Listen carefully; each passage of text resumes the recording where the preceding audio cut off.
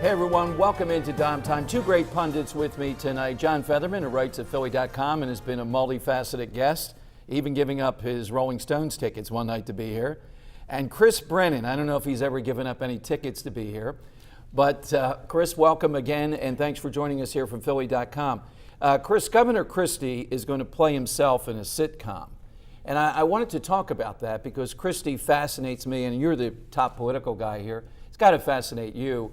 When you play yourself in a sitcom as a character, Governor Christie coming in, haven't you really arrived? I can't think of too many people. Hillary could play herself, but there's not too many, right? It's a crossover. It is. Yeah. It is something. I mean, he's known. He's built himself a brand of sort of savvy politics mixed with bombast, and I'm sure that you'll see that on television. Right. And when it's excellent for him, there will be people who will never have anything good to say about Chris Christie that will deride it as, silly.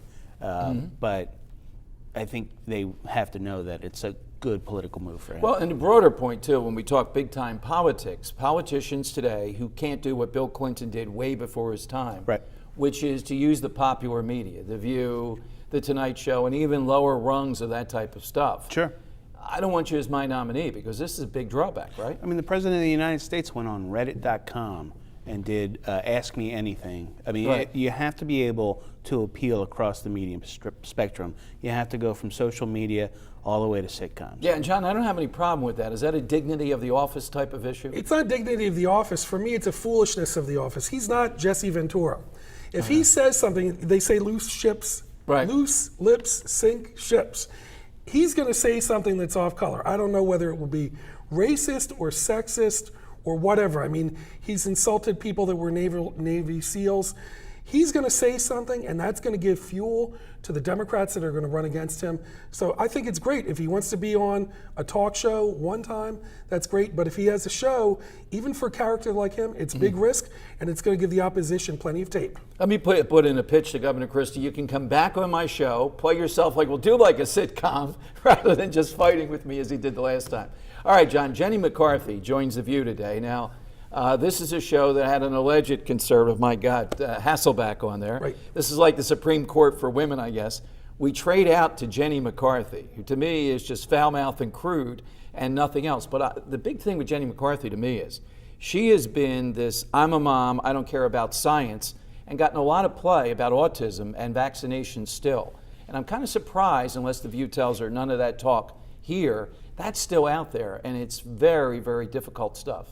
Well, The View's going to have a hard time now saying that it offers a difference of opinion, a different political opinion, because it's not a conservative position to force people to take any kind of vaccination. So I think it's a very risky thing, but we don't know how long she'll last there anyway. That could be pretty quick. Chris said the Daily News, Jenny McCarthy, will that be a front page? By the way, for viewers, because we always love this stuff, they get the guy the cover of the Daily News. That's a work of art. How many people involved in that? Coming up with the cover will be. There's a brain trust. There's a group of 2 or 3 editors that come up with the headlines, that come up with the art. Right. But it is the Daily News is a very collaborative place. So when it looks like we've had a lot of fun on the front cover, the night before we did have a lot of fun. Now you have a lot of fun. I mean, you're a serious political journalist, insider, state minutia, and all that to make your head spin, and you bring that to people. But also the fun of it. I mean, I've done duking it out with a top hat in your column. Talk about that, what you try to do at Philly Clout, the Friday column. Well, in Clout, I have a saying about Clout, we try to be funny and not mean, which is that politicians are people and they have foibles, they make mistakes, they goof up. We love to put that in the Clout column. Yeah, absolutely. It's been in there back and forth. Yeah. Now, this phone call I had with Governor Corbett, we had a union guy calling in on the Corbett show and all that. How do you get all that information? How do you track down to do a full column just out of that circumstance? Well, I knew the governor was going to be on your radio show, so I listened in, and I heard towards the end there was just something a little strange about the interchange between you and him and your producers. And the governor had several strong things to say about Wendell Young IV, who is the head of the union that represents state liquor store employees, and so I thought it was interesting that Wendell Young IV was calling in and couldn't get on. I thought that would have been amazing radio. I thought there could have been a lot of Wendell Young IVs out there. What did I know? I thought that was going to be terrific radio, and then there was just a little something weird about how it wrapped up after that, and he didn't get on. So I asked around. I heard that the governor didn't want to take the call. I know it was your decision, ultimately, but the governor didn't want to take the call. So I called you and asked you why, and apparently the governor thought that Wendell Young IV had given him or somebody else the middle finger salute during the debate on liquor store privatization. Now that sounded kind of familiar, and so I went back and I checked the clips, and sure enough, it was a April 1st parody post on a website called Politics PA.